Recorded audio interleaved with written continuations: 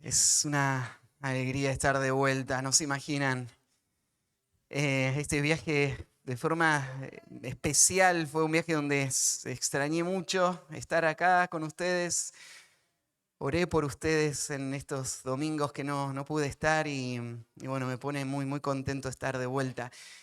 Hoy como es un día especial, ahí también estuvimos en el tiempo de avisos, compartiendo un poquito de corrientes, así que no vamos a tener tiempo de darles un reporte de lo que fueron los viajes, pero lo vamos a postergar. La semana que viene, si Dios quiere, ahí en el tiempito de avisos, les cuento cómo fue todo el tiempo allá, pero les traigo saludos de los hermanos allá, especialmente en México y en Perú, donde están nuestros misioneros trabajando y Dios está haciendo una obra muy preciosa. Hay puertas abiertas en los dos lugares. El ministerio está creciendo, avanzando, el Señor está sosteniendo y hay mucho para hacer. Y estuvimos soñando, orando, planeando para los próximos años también, pasos que vamos a seguir dando. Así que gracias por orar. Dios está haciendo una obra muy preciosa en otros lugares. Sigamos orando por más obreros que el Señor pueda levantar para seguir acompañando el crecimiento y bueno, que el Señor pueda traer fruto en estos lugares. Y bueno, de nuevo, gracias por orar por mí, por mi familia. El Señor nos acompañó, nos sostuvo y siento que todavía no aterricé del todo. Esta semana fue intensa también. Ayer tuvimos un evento muy hermoso acá. No sé cuántos había, pero el salón estaba lleno hasta el fondo. 250, por lo menos 250 jóvenes había acá ayer de las iglesias de la zona. Y yo les decía a estos jóvenes, no se dan cuenta lo que hay acá. Es un potencial inimaginable para los propósitos del reino. Tenemos que orar que lo que se sembró ayer pueda traer fruto y que Dios use la vida de las iglesias para seguir afirmando y guiando. Así que estamos viviendo tiempos muy hermosos, donde vemos la mano del Señor, donde va avanzando la obra. Y también decía Pablo, Señor ha abierto puertas y muchos son los adversarios. Hay también desafíos y hay necesidades. Oren para que el Señor pueda seguir afirmando y acompañándonos en cada paso que estamos dando.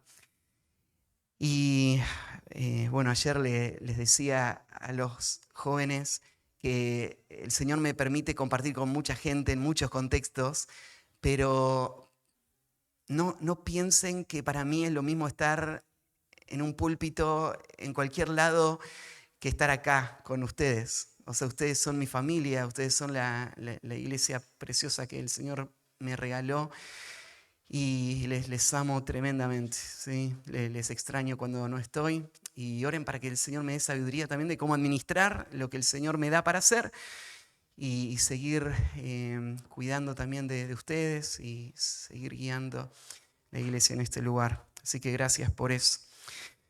Bueno, vamos a Mateo, ¿sí? Estamos en Mateo 21 y vamos a retomar, después de unas semanitas, en el pasaje que sigue, en el versículo 18.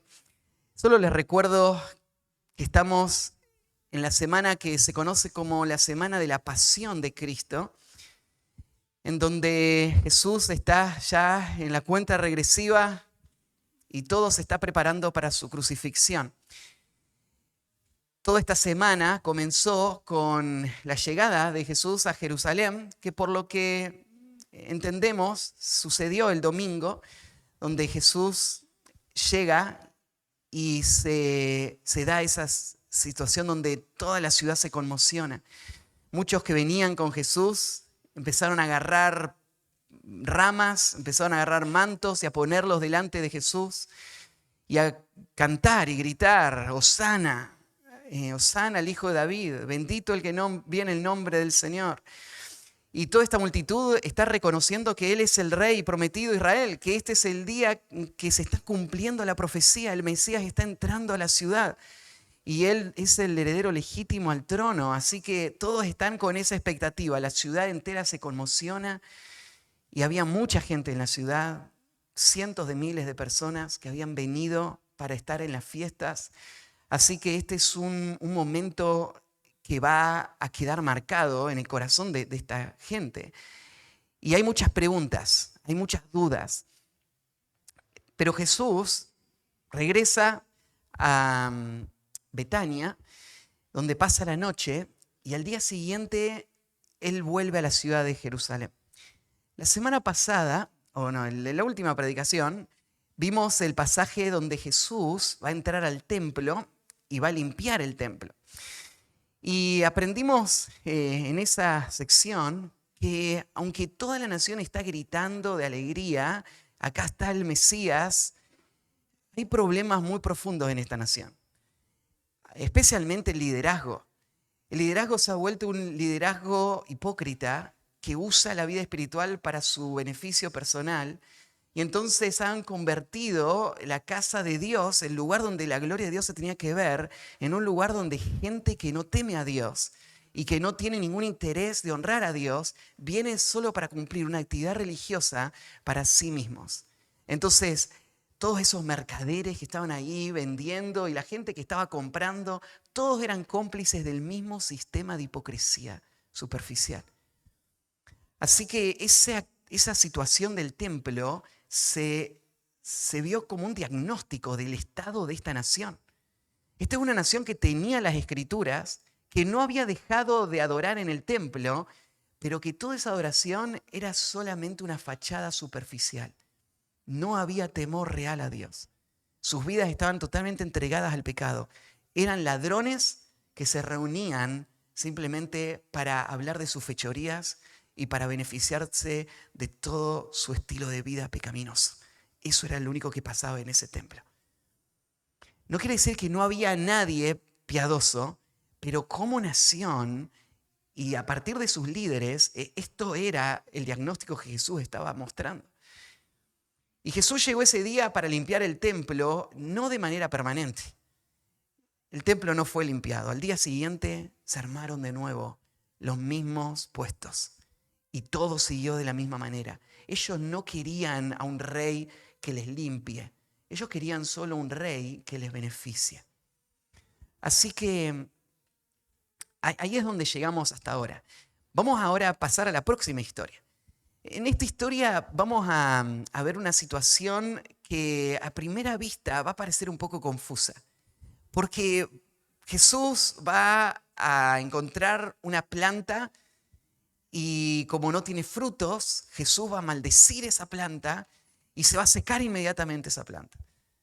Y vos estás pensando, ¿y qué pasó? ¿Que Jesús se enoje porque no hay comida? Esto no lo entiendo. ¿Por qué Jesús haría eso? Y esta historia no tiene que ver con una planta solamente. No tiene que ver con el hambre de Jesús y con no haber fruto en la planta.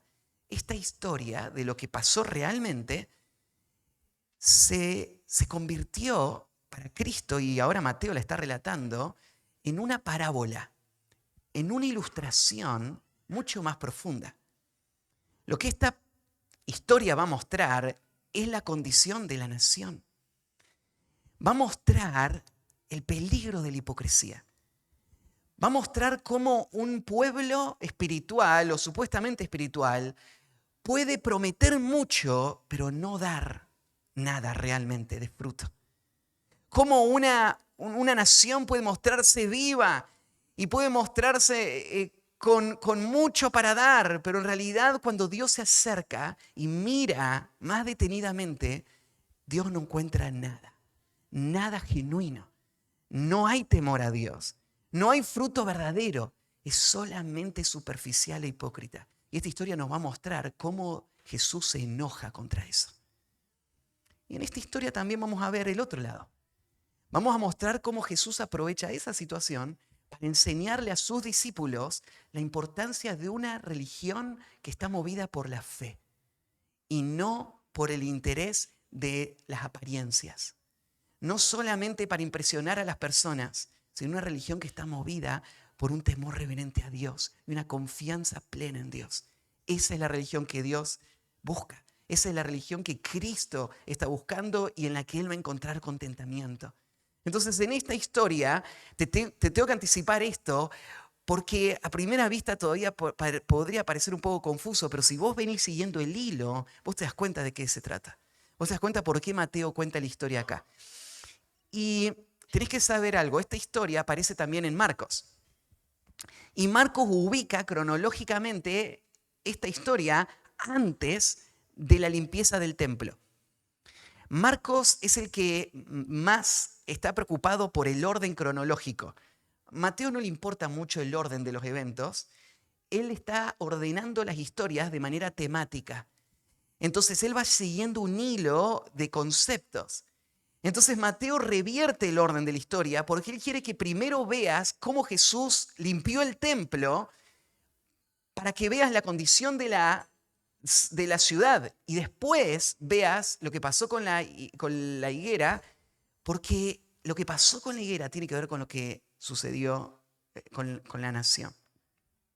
Entonces, el lunes, cuando Jesús viene de nuevo a la ciudad, esta historia es la que vamos a leer ahora, ¿sí? Y te voy a explicar los detalles mientras la estudiamos. El tema de la predicación de esta mañana es fe genuina para una vida llena de frutos. Fe genuina para una vida llena de frutos. A Dios no le impresiona la hipocresía superficial. Él está buscando frutos verdaderos. Y lo que hace posible que una vida lleve fruto y sea aprobada por Dios y no sea juzgada por Dios es que esa vida esté marcada por fe. Fe verdadera. Escuchá la lectura y presta atención a estos detalles y después lo vamos a estudiar juntos. Dice ahí en el versículo 18. Por la mañana, volviendo a la ciudad, tuvo hambre. Y viendo una higuera cerca del camino, vino a ella y no halló en ella sino hojas solamente. Y le dijo, nunca jamás nazca de ti fruto. Y luego se secó la higuera. Viendo esto, los discípulos decían maravillados, ¿cómo es que se secó enseguida la higuera?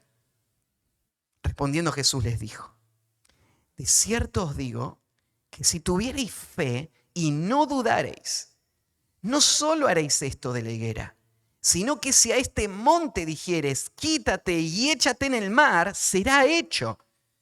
Y todo lo que pidiereis en oración, creyendo, lo recibiréis. ¡Qué pasaje tremendo! Que nos muestra el impacto que la fe tiene en la vida de una persona. Por un lado, la falta de fe, que produce una vida sin frutos, que termina siendo juzgada. Y por el otro lado, la presencia de la fe, que hace que una persona esté equipada para enfrentar cualquier cosa y por medio de la oración el Señor concederle a esta persona una vida con frutos sobrenaturales inimaginables. Así que eso es lo que vamos a ver, la importancia de la fe genuina para una vida llena de frutos. Lo primero que notamos en este pasaje es la vanidad de la falta de fe genuina.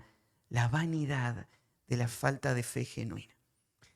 Si no hay fe genuina, todo es hueco. Nada tiene valor para Dios y no produce ningún resultado verdadero que trascienda. Así que vamos por los detalles. Dice el versículo 18 que por la mañana volvían a la ciudad. Así que tempranito de esa mañana Jesús estaba en Betania, no muy lejos de Jerusalén. Ya expliqué que Jerusalén estaba abarrotada de gente. La mayoría de los peregrinos se quedaban en los valles, durmiendo en tiendas, o si vos conocías a alguien, te ibas a alguna de las aldeas que estaban rodeando la ciudad de Jerusalén, que había algunas. Y Jesús tenía conocidos ahí en Betania, su amigo Lázaro, María, Marta. Entonces acá no lo menciona Mateo, pero podríamos suponer que Jesús había pasado la noche ahí con esta familia. Y Mateo nos cuenta que fue muy temprano por la mañana, y esta expresión por la mañana indicaría que tal vez ni bien empieza a salir el sol, muy tempranito, 6 de la mañana. Esta época es la época de primavera en Israel, entonces Está amaneciendo, tal vez un día cálido, y Jesús sale con sus discípulos para volver a la ciudad de Jerusalén y tener otro día de ministerio intenso allá. Hay que mencionar algo acá.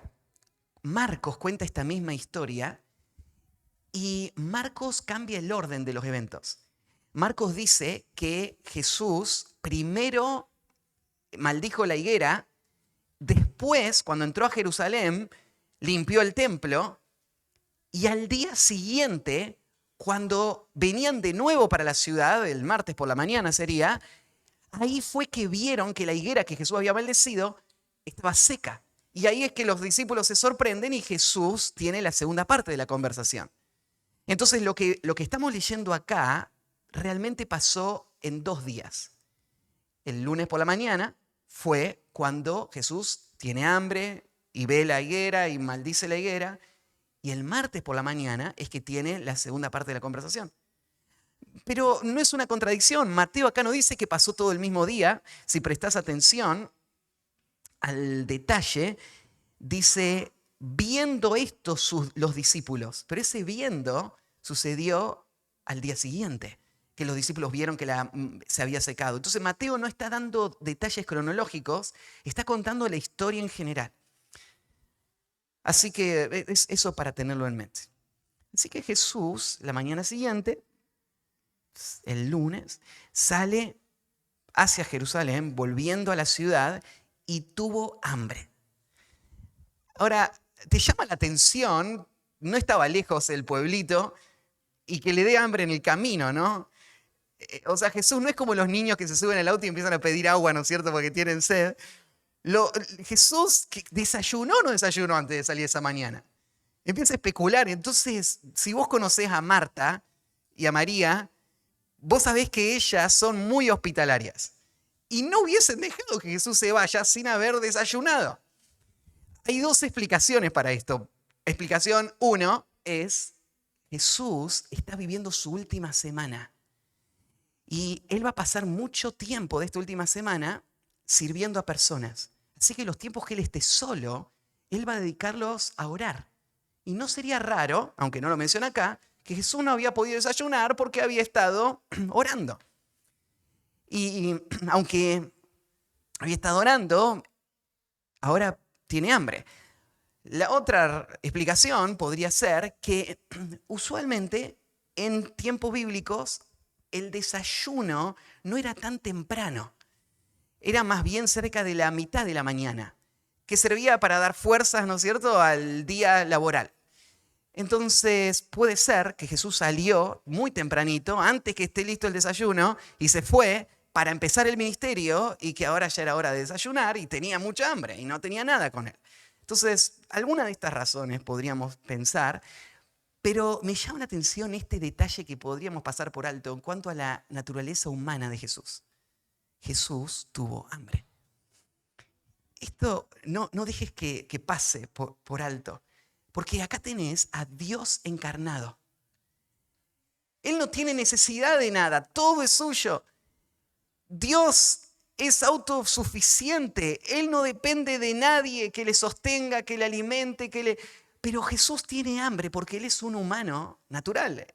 Él puede estar sumamente consagrado, pero el que no come se muere, ¿no? Sos hombre, necesitas comer, necesitas dormir, son las funciones naturales de la vida. Y Jesús estaba totalmente entregado al ministerio, pero Él tenía hambre.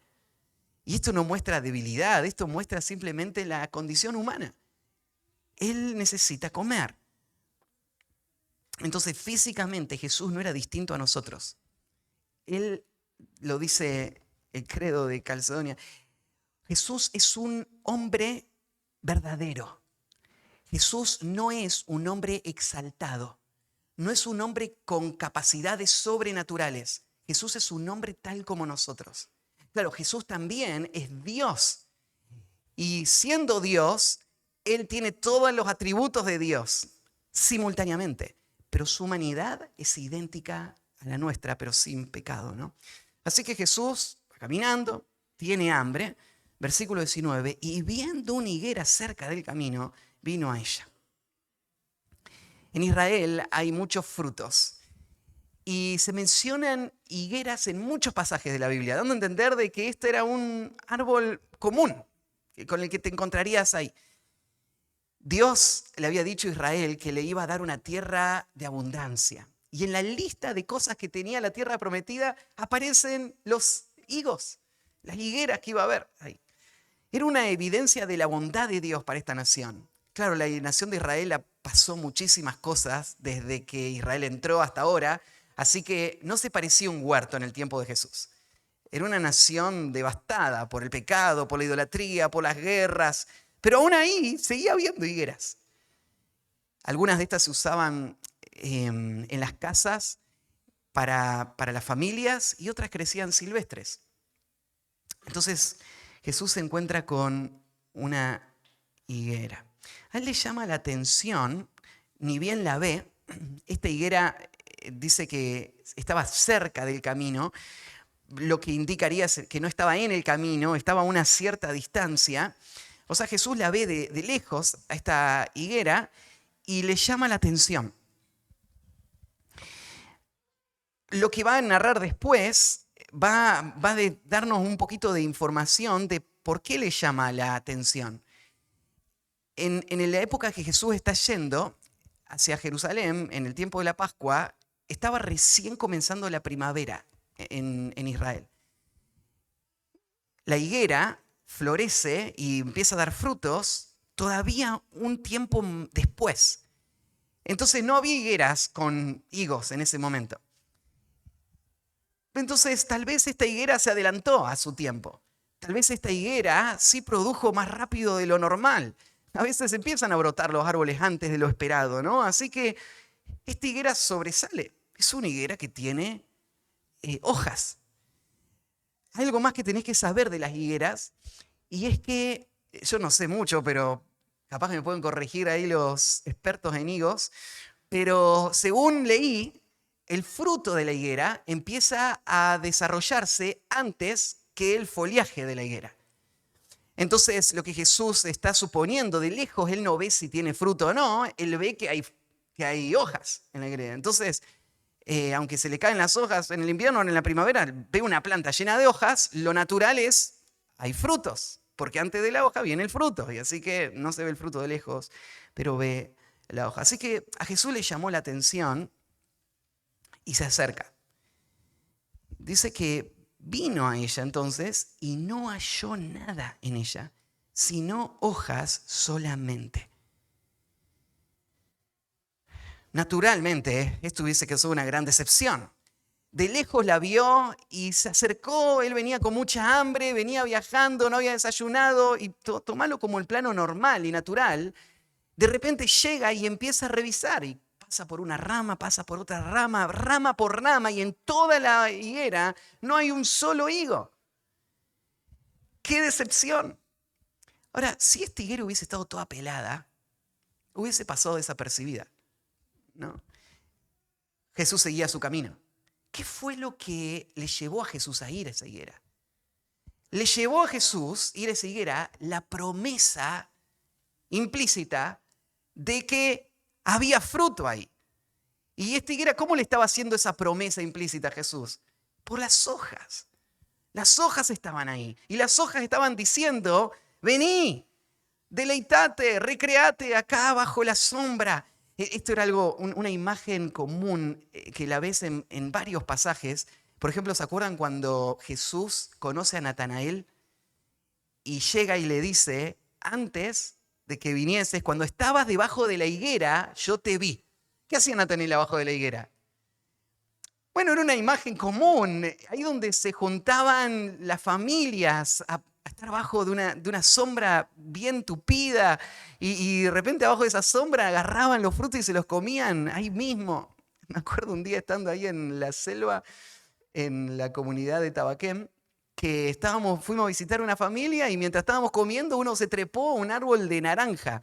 Y no era como los nuestros, que son árboles petizos, era altísimo, y de allá arriba se escuchaba que caían los bombazos, ¿no? Te revoleaba las naranjas, y ahí la agarraba y la pelaba, ¿no es cierto? Y estábamos comiendo mientras alguien de arriba tiraba las naranjas.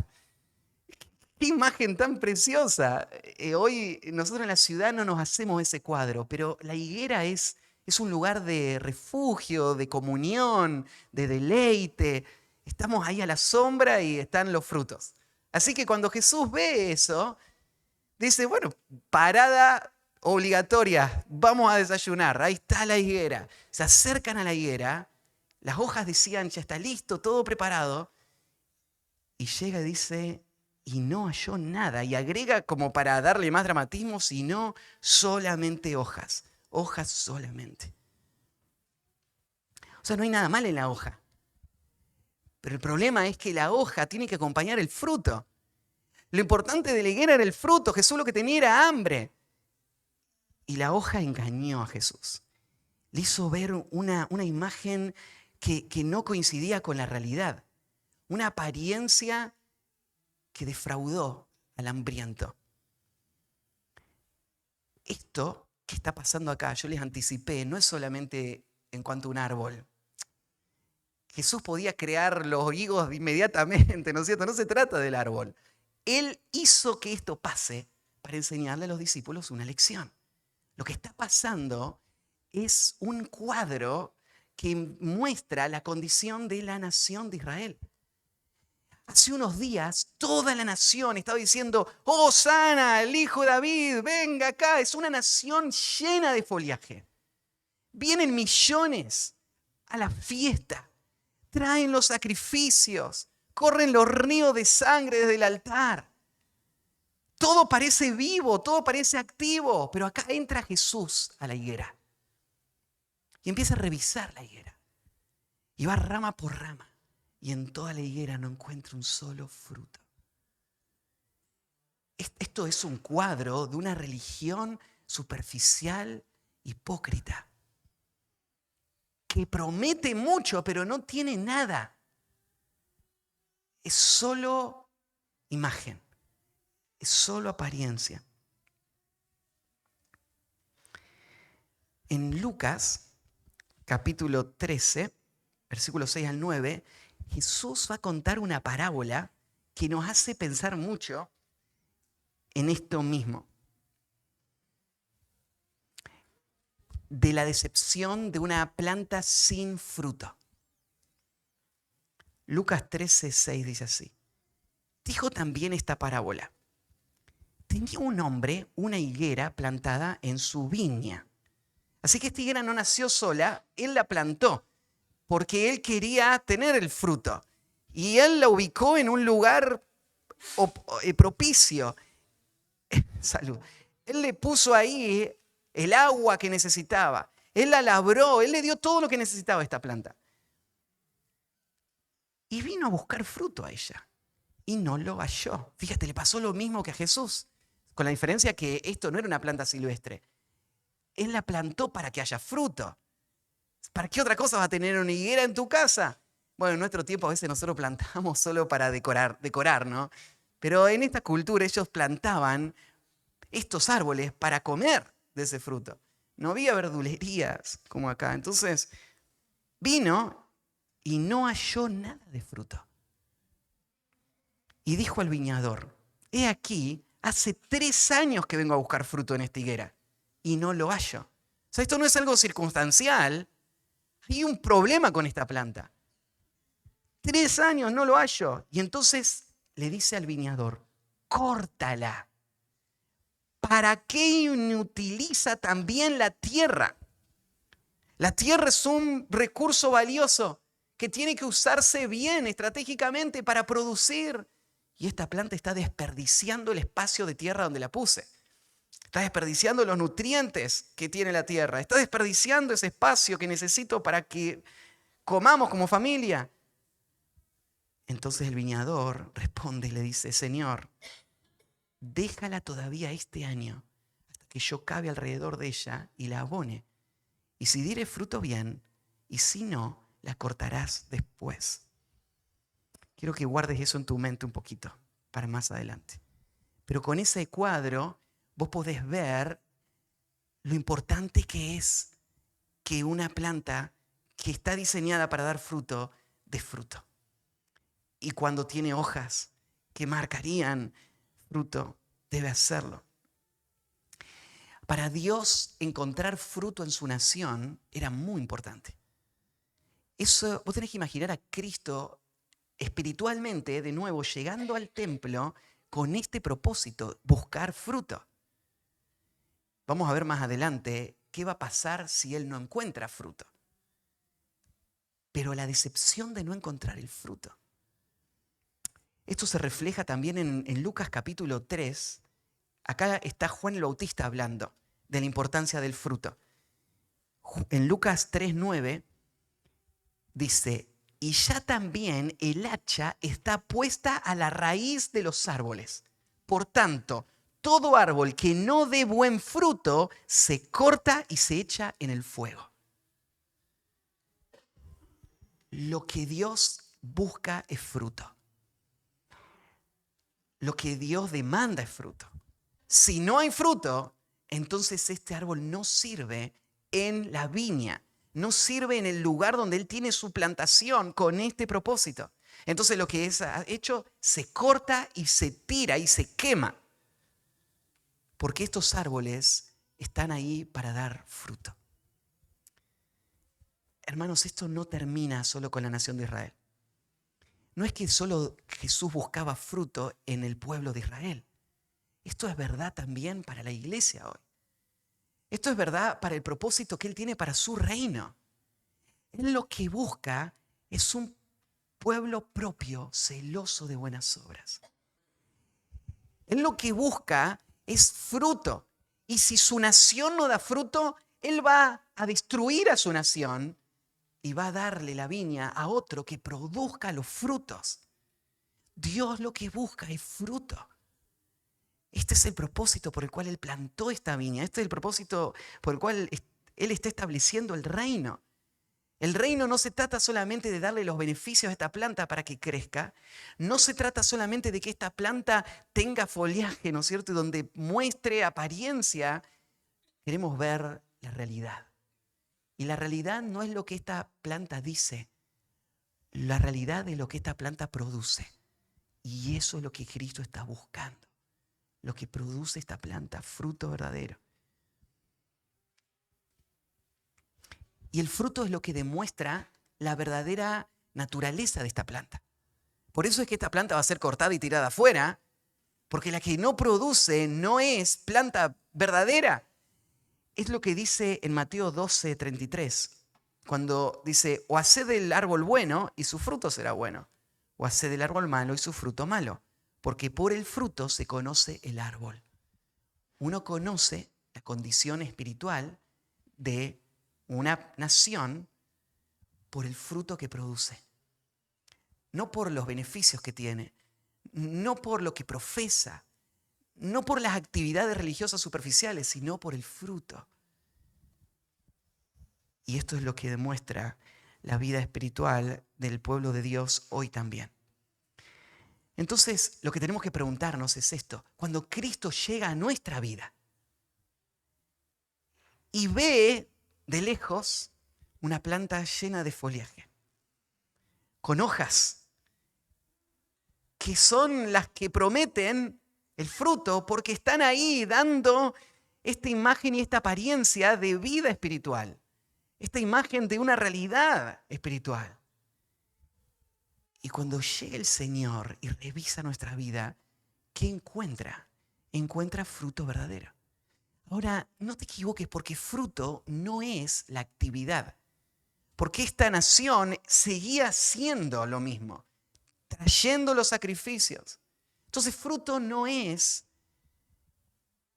la actividad religiosa, no es asistir a la iglesia, no es desarrollar tu ministerio, no es ofrendar. Eso es parte de la vida espiritual. Pero eso no es lo que está buscando el Señor. El fruto verdadero de una vida que ha sido salvada por la gracia de Dios es la santificación. Es una lucha real contra el pecado, en donde estamos mostrando verdadera vida porque el pecado va muriendo más y más.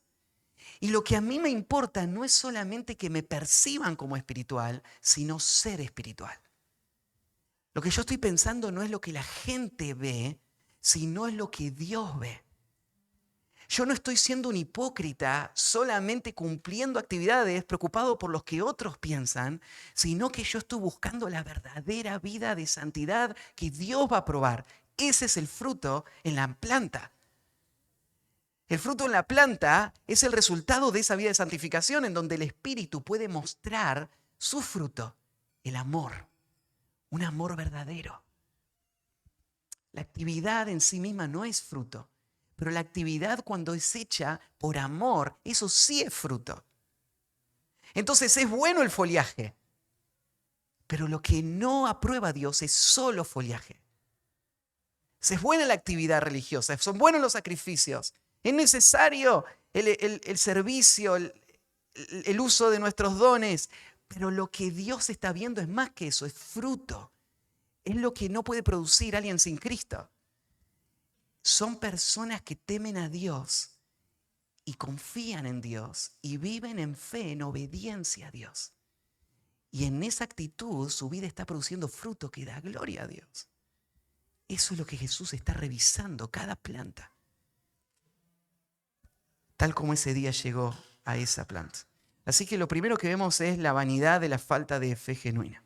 Cuando no hay fe genuina, no importa cuánta actividad religiosa, no importa si somos 2 millones y están corriendo los ríos de los sacrificios. Todo eso es irrelevante. Sacrificios que honran a Dios son los que son fruto espiritual. Sin fe, bueno, y vamos a ver más adelante, la fe es lo que valida nuestra actividad espiritual. ¿Sí? Es una vida que obra, pero por fe. Es la obra de la fe, no es la obra de la religiosidad hipócrita. Es la obra de la fe. Esa es la que Dios aprueba. Entonces, primero la vanidad de la fe genuina. En segundo lugar, vemos el juicio a la falta de fe genuina. El juicio a la falta de fe genuina. Cuando Jesús se encuentra con falta de fe genuina, ¿qué dice Jesús? Dice, bueno, por lo menos hay sombra y me quedo acá un rato a descansar. Es que si no hay comida, ¿para qué me sirve una higuera? Y Jesús no solamente la deja y la abandona esta higuera, aún algo mucho más fuerte pasa acá. Mirá lo que dice en el pasaje. Y le dijo la planta, nunca jamás nazca de ti fruto. Y luego se secó la higuera. Esta es una reacción que nos sorprende, porque hasta ahora nunca habíamos visto a Jesús hacer un milagro que no sea para ayudar a una persona. Hasta ahora todos los milagros que hizo Jesús fueron para ayudar a alguien en necesidad. ¿Sí? Las sanaciones, aún la calma de la tempestad para ayudar a los discípulos, la alimentación de los 5.000, siempre fue así. Pero este milagro que hace Jesús no le ayuda a nadie. En este milagro Él lo hace para juzgar. Un milagro que lo hace para condenar una planta. En este milagro que está haciendo Jesús, Él está haciendo una afirmación aterradora. Cuando Él viene a un pueblo que promete temor a Dios y reverencia a Dios, pero que no muestra fruto verdadero, Él se indigna. Él se enoja. O sea, Jesús no es solamente un hombre hambriento que no tuvo lo que quería y que en forma caprichosa dice, ahora me enojo y maldigo esta planta. Él está dando una afirmación espiritual con esto. Él está hablando de la nación, no importa esta planta. Jesús está mostrando atrás este principio espiritual. Cuando no hay fe genuina, cuando lo único que hay es hipocresía, lo que puede esperar esa nación hipócrita es el juicio de Dios. ¿Qué es la hipocresía? Hipocresía es cuando yo hago actividad espiritual, hago actividad religiosa, pero movido más por un interés de agradar a las personas que de honrar a Dios. Movido más por las apariencias superficiales que por la realidad espiritual. Y este es un peligro en nuestros corazones, hermanos. Es un peligro sutil, porque externamente sigue todo bien. Externamente la gente te ve bien. Pero el punto es, ¿qué está pasando internamente? ¿Hay temor reverente a Dios en lo que hago o no? Y esta escena es aterradora porque acá está mostrando Jesús lo que Él va a hacer con la nación de Israel. Es una especie de profecía esto. La nación de Israel va a rechazar a Cristo porque todo es fingido. O sea, Él le está diciendo a los discípulos algo así. Ustedes vieron que ayer todos gritaban y decían que yo era el Mesías y todo. Ahora, no te dejes engañar. Hay veces que una planta es solo follaje, pero no hay nada de fruto real. Eso es lo que Jesús le está diciendo con esta historia. Y le va a decir algo más. Todo este pueblo va a ser juzgado por la falta de fruto. Y va a ser juzgado de la forma más severa. Fíjate esta expresión que le dice a esta planta. Nunca jamás nazca de ti fruto. Y luego se secó la higuera. Fíjate que yo te explicaba, Marco nos explica un detalle que acá no aparece. El detalle es este. Una mañana Jesús iba y encontró esa higuera y dio la maldición de la higuera. Siguió su camino, entró a la ciudad y limpió el templo, que es lo que ya estudiamos antes. Y volvió a Betania a dormir. A la próxima mañana vuelve por el mismo camino y los discípulos ven la higuera que el día anterior había maldecido, que está toda seca. Entonces luego se secó la higuera, muestra que esta higuera se secó de manera repentina. Ningún árbol se seca de la noche a la mañana. Esto fue un milagro. Y los discípulos saben, es lo que Jesús dijo lo que la secó. Entonces, este es el juicio de Cristo y se vuelve una señal para sus discípulos de que toda esa pompa de religiosidad, toda la hermosura de ese templo, todo lo que pasaba en esa nación, todo eso era solo hojas, solamente hojas. Y Dios no está buscando hojas, Jesús no está buscando hojas, Él está buscando fruto. En este mismo capítulo vamos a estudiar la historia o la parábola de los labradores malvados a partir del versículo 33. Y Jesús va a hacer una analogía de cómo los líderes de la nación de Israel van a matarlo a él sabiendo que él era el hijo, el heredero al trono, y lo van a matar para quedarse con la viña, quedarse ellos con la nación de Israel, ellos en el liderazgo. Y entonces, como ellos mataron al hijo, en esta historia Jesús va a preguntar, ¿qué le va a hacer el dueño de la viña a estos hombres? Y la respuesta, él va a venir y va a matar a esos asesinos. Pero mira lo que dice el final, en el versículo 41. Bueno, Mateo lo cuenta como que ellos, los fariseos mismos, dieron la sentencia, cuando dice, le dijeron, ¿qué va a hacer entonces con estos labradores? A los malos destruirá sin misericordia, y arrendará su viña a otros labradores, y presta atención a el final, que le paguen el fruto a su tiempo. ¿Cuál era el problema de la nación de Israel? Es una nación que no estaba produciendo fruto. ¿Y qué es lo que Dios va a hacer? Va a destruir a esta nación como castigo por haber rechazado al Mesías y haberlo matado. Y va a darle ahora las promesas y los propósitos del reino a otra nación. Vamos a llegar ya a este pasaje más adelante. Pero fíjate esto, que le paguen el fruto. Jesús sigue buscando fruto. Él busca fruto entre nosotros también. Y este es el concepto, ¿no? Ahí en 2 de Timoteo 3:5 nos advierte que una de las formas de distinguir a los falsos creyentes es por esta falta de fruto. Mirá 2 de Timoteo 3:5. Llama a estos hombres de los últimos tiempos hombres que tendrán apariencia de piedad, pero negarán la eficacia de ella. A estos evita. Es una higuera llena de hojas, pero solamente hojas. Tendrán apariencia de piedad, pero negarán la eficacia de ella. O sea, ellos hablan de santificación, pero no practican la santificación. Ellos hablan del amor, pero no muestran amor. Ellos cumplen con actividades religiosas, pero no tienen temor a Dios.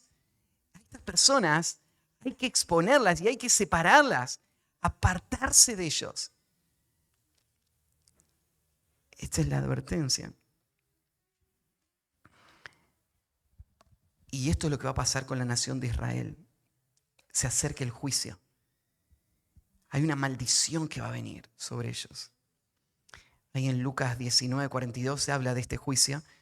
También Lucas 19:42 dice así, diciendo: oh, si también tú conocieses a lo menos en este tu día lo que es para tu paz, mas ahora estén cubiertos tus ojos, porque vendrán días sobre ti cuando tus enemigos te rodearán con vallado y te sitiarán y por todas partes te estrecharán y te derribarán a tierra y a tus hijos dentro de ti y no dejarán en ti piedra sobre piedra por cuanto no conociste el tiempo de tu visitación. El Señor está a punto de destruir a la nación que no tiene frutos. Y lo está mostrando con la imagen de la higuera. Y en Hebreos 6 también hay una advertencia, versículos 7 y 8, de que esta es la forma en la que Dios obra también. Mira Hebreos 6, 7, dice: porque la tierra que bebe la lluvia, que muchas veces cae sobre ella, y produce hierba provechosa a aquellos por los cuales es labrada, recibe bendición de Dios. Pero la que produce espinos y abrojos es reprobada. Está próxima a ser maldecida y su fin es el ser quemada. Todos nosotros tenemos que ser conscientes que la hermosura de la actividad religiosa y la pompa de la vida espiritual de apariencias delante de Dios no compensa por la falta de fruto verdadero. Más bien, Dios condena esa religiosidad aparente y nos llama a arrepentirnos y a buscar el fruto. Ahí en Apocalipsis 3:1 encontramos las palabras de Cristo a una iglesia que tenía nombre de que estaba viva, pero estaba muerta. Una iglesia que daba una apariencia que no era la realidad de su verdadera condición espiritual. Esta iglesia de Sardis. Entonces, ¿qué le faltaba a la nación de Israel? ¿Qué hubiese sido necesario para no ser destruida? ¿Tenían que dejar los sacrificios? No, eso había que hacerlo. Tenían que dejar las ofrendas, tenían que dejar de venir a las fiestas. No, todo eso había que seguir haciéndolo.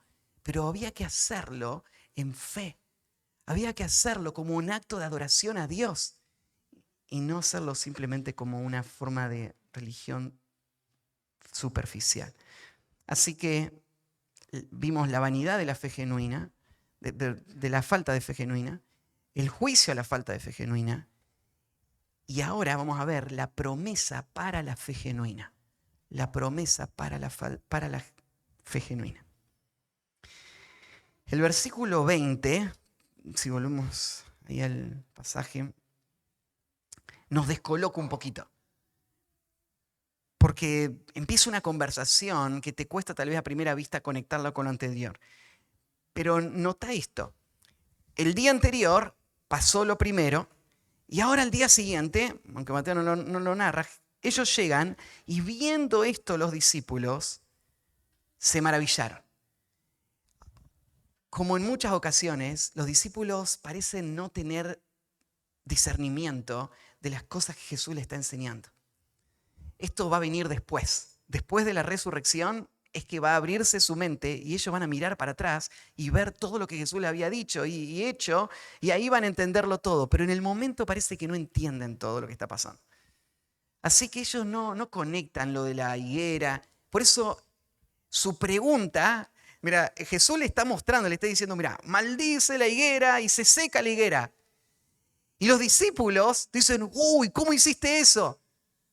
O sea, en vez de estar pensando en la nación y en la condena y lo que significa la higuera, solo están pensando en la mecánica. Solo están pensando en el hecho de que la higuera se secó.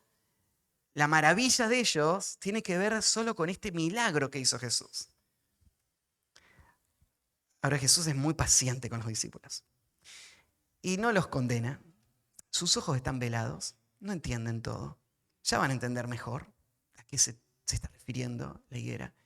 Pero Jesús aprovecha esta situación para cerrar toda la imagen. Por un lado vimos la falta de fe lo que produce. No hay fruto y hay juicio. Ahora Jesús le va a mostrar a los discípulos lo que la verdadera fe produce. Y la respuesta de Jesús, entonces, versículo 21, Jesús les dijo: de cierto os digo que si tuviereis fe y no dudaréis, no solo haréis esto de la higuera, sino que si a este monte dijeres, quítate y échate en el mar, será hecho. El punto clave, Jesús lo va a enfocar en la fe, la importancia de la fe. Él va a condenar a aquel grupo por su falta de fe y ahora va a alentar a los discípulos al fruto, a la incidencia que tiene la fe verdadera. Así que Jesús le va a decir, de cierto os digo, dando una afirmación contundente y muy importante y marcando, ¿no es cierto?, que esto es una de esas enseñanzas que ellos tienen que grabar a fuego en su alma.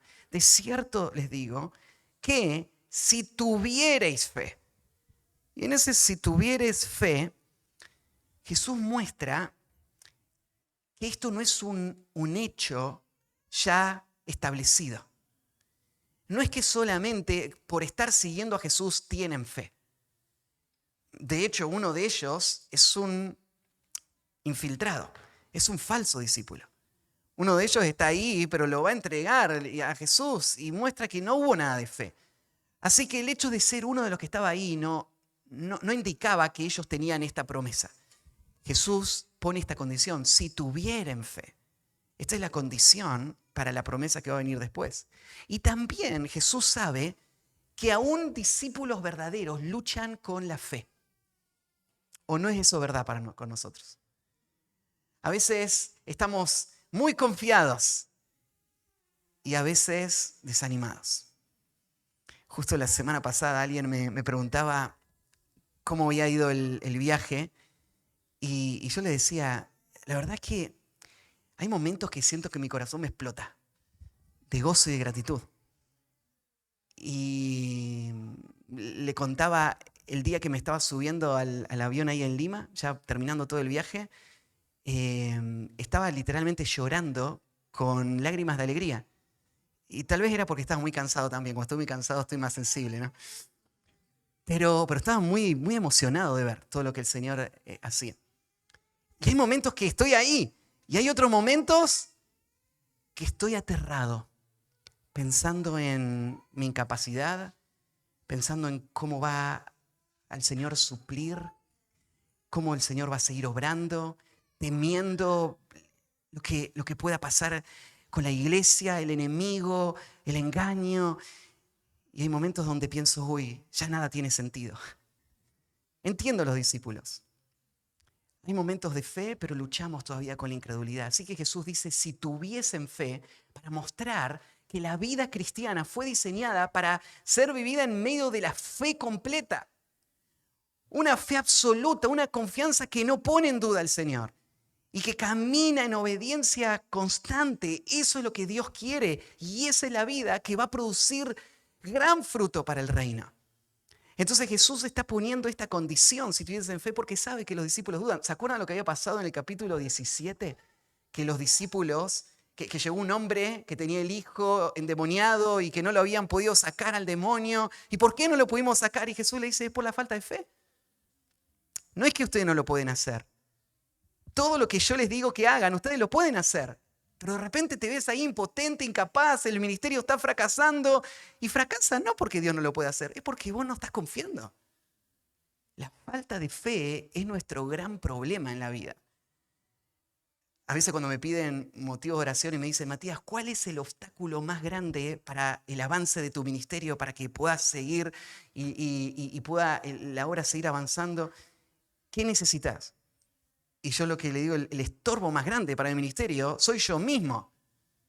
O sea, es mi falta de fe. No tiene que ver con recursos, con oportunidades, con oposición o no oposición. Todo eso es secundario. Es la falta de fe. Y entonces Jesús acá pone esta condición: si tuvieran fe. Si tuvieran fe. Ahora, ustedes saben que los carismáticos usan este pasaje y muchos otros para afirmar toda clase de cosas absurdas completamente, ¿no? Entonces, acá dice, Jesús lo dijo, ¿no? Todo lo que pides en oración, creyendo lo recibiréis. Señor, yo declaro que esta camioneta a 0 kilómetros va a ser mía, ¿no? No lo dudo en lo absoluto. Y la voy a tener. Como esa mujer, ¿no es cierto?, que cuenta la historia que estaba leyendo este pasaje y estaba asombrada.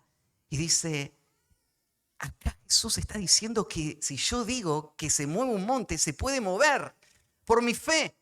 Así que mira para afuera, y ella vive en una zona de montañas y ve esa montaña y con toda la fe del corazón le dice a la mujer, a la montaña, sal de ahí y plántate en el mar. Y mira y no se mueve la montaña. Entonces dice, ya sabía que no se iba a mover. Toda la fe tenía la mujer, ¿no? Este versículo se usa, ¿no es cierto?, para toda clase de distorsión. Déjeme explicarle lo que Jesús está diciendo. Jesús no está diciendo que tu fe tiene poder para producir cosas. Dios es poderoso para hacer todo lo que Él quiere hacer. Entonces, lo que vos necesitas es creer lo que Dios dice. Y en base a lo que Dios dice, avanzar en obediencia. Vos lo que tenés que hacer no es construir fe para tener lo que vos querés. Vos tenés que escuchar la voz de Dios, tener discernimiento de su voluntad, entender lo que Él demanda de vos y después tener la fe para pedirle a Dios que Él haga lo que Él te dijo que vos tenías que hacer. Y creyendo en lo que Él promete, vos vas a avanzar y no va a haber nada que pueda detenerte cuando estás obedeciendo a Dios y confiando en sus promesas. El poder está en Dios, no en la fe. Lo que tenemos que hacer es confiar en lo que Él nos dice. Tal vez un cuadro que podrías traer a tu mente sería esa escena cuando todo el pueblo de Israel estaba al lado del Mar Rojo. ¿Se acuerdan que habían salido de Egipto y Moisés les guió hasta este punto? Dios iba delante de ellos con la columna de nube y de repente quedan acorralados. Atrás viene el ejército. ¡Vamos a morir!, gritan todos aterrados. Y Moisés empieza a orar, Señor, por favor, haz algo. Y Dios le dice, ¿qué haces clamando a mí? Eso, no esperaba eso. Está bien orar, pensamos, ¿no? ¿Por qué Dios le dice, ahora no es momento de orar? Bueno, hay momentos que es necesario orar y hay momentos que es necesario dejar de orar y hacer lo que Dios dice. Entonces Dios le dice a Moisés, ¿qué haces clamando a mí? Marchen. Y Moisés se da vuelta y tiene el mar al frente. Y quiero que pienses en este cuadro. Si tuvieran fe, nada va a ser imposible. Hay un mar ahí adelante. Pero Dios dijo, marchen.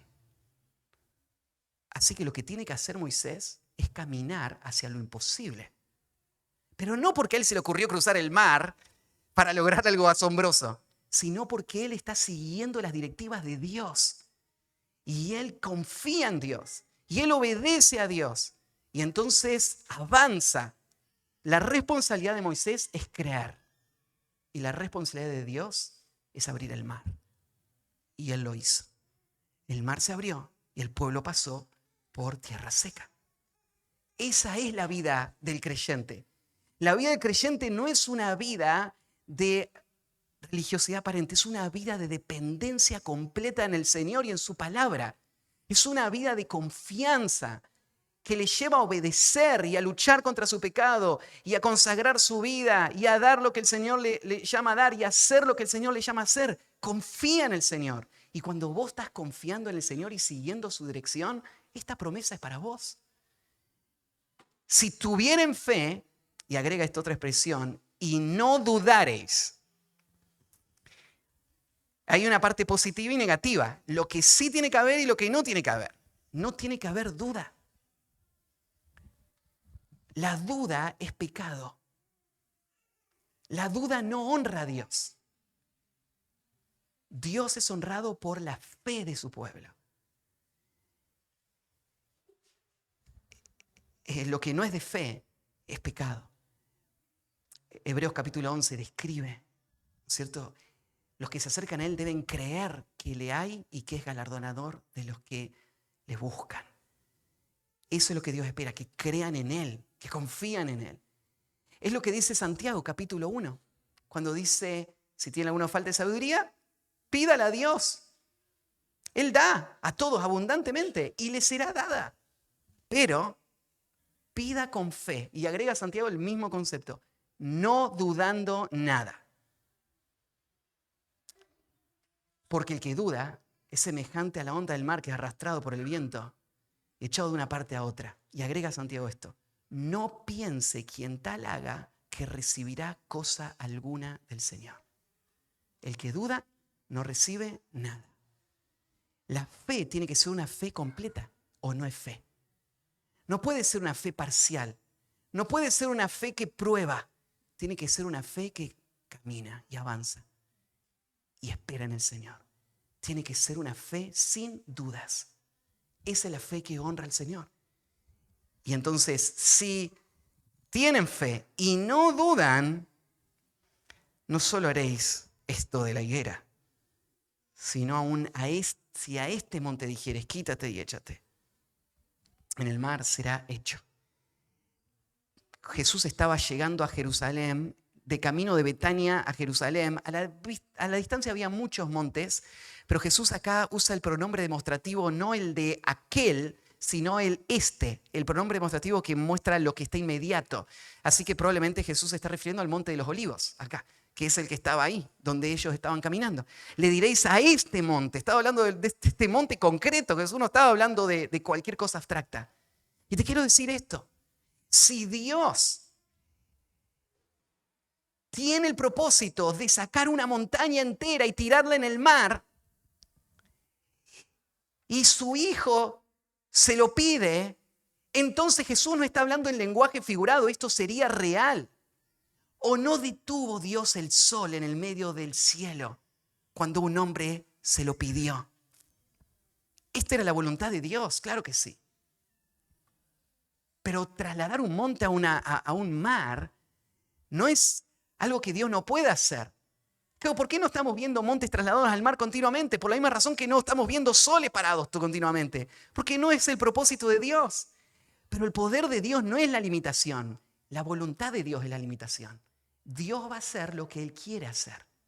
Por eso cuando pedimos alguna cosa conforme a su voluntad, Él nos oye. No es que Dios no pueda hacer lo que Él dice que va a hacer. Él puede hacer todo lo que Él promete. Yo tengo que creerlo, pero Él no va a cumplirme todos mis caprichos. ¿Sí? Él no está para hacer magia y que todos se asombren. Dios va a cumplir sus propósitos de redención. Entonces, no hay nada. Versículo 22. Y todo lo que pidiereis en oración, creyendo, lo recibiréis. Esto es muy amplio, ¿no? Todo. Todo lo que pidiereis creyendo. Ahora, para que vos le pidas creyendo, vos tenés que no solo, el punto no es creer que va a pasar, sino que es creer que Dios dijo que iba a pasar. Si Dios dice que algo va a ser, entonces vos lo pedís y lo tenés. ¿Sí? Entonces, la clave para esta vida de poder es tu discernimiento bíblico, que vos entiendas la voluntad de Dios y tu disposición a creerle a Dios y a vivir de acuerdo a la palabra de Dios. Y esa es una vida de poder sobrenatural. Esa es una vida en donde Dios va a producir fruto. Y en esto Dios va a ser glorificado, en que lleven mucho fruto, que su poder sea manifestado en la debilidad de su pueblo. Esto aparece en otros pasajes también. Dice ahí en Juan 14, 13 al 14, y todo lo que pidiese a mi Padre en mi nombre, lo haré, para que el Padre sea glorificado en el Hijo. Si algo pidieres en mi nombre, yo lo haré. Mateo 7, 7 también, pedid, se os dará, buscad, y hallaréis, llamad, y se os abrirá. Entonces, podemos cerrar con esto. Una religiosidad de apariencias que está buscando solo impresionar a las personas, mientras sigue escondiendo el pecado sin ninguna intención de vivir una vida de santidad que produzca el fruto que Dios busca, es rechazada por Cristo y está próxima a ser destruida. Todos los que estén viviendo esa clase de religiosidad, una planta de hojas sin fruto, tienen que temer el juicio inminente de Cristo, porque Él va a castigar esta falsa religiosidad. Por el otro lado, permaneced en mí. Y si permanecen en mí, ahí se acuerdan Juan capítulo 15, van a llevar mucho fruto. Separados de mí, nada podéis hacer. Confíen en mí. Síganme a mí. Obedézcanme a mí. No duden. Y el Señor va a asegurarse de que tu vida lleve mucho fruto para la gloria de Dios. ¿Sí? Oramos. Padre, gracias por tu palabra esta mañana. Tú eres bueno, Señor. Y una vez más usaste esta historia para exponer aún en nuestro corazón la incredulidad, el temor y la necesidad de buscarte a ti en nuestra debilidad y de abrir tu palabra y de recordar tus promesas y de creerlas y no dudarlas. Señor, no queremos andar en dudas, queremos andar en fe. Queremos vivir en esta realidad que acabamos de leer. Solo tú lo puedes hacer en nosotros. Y por eso te encomendamos nuestra vida a ti. En nombre de Cristo Jesús. Amén.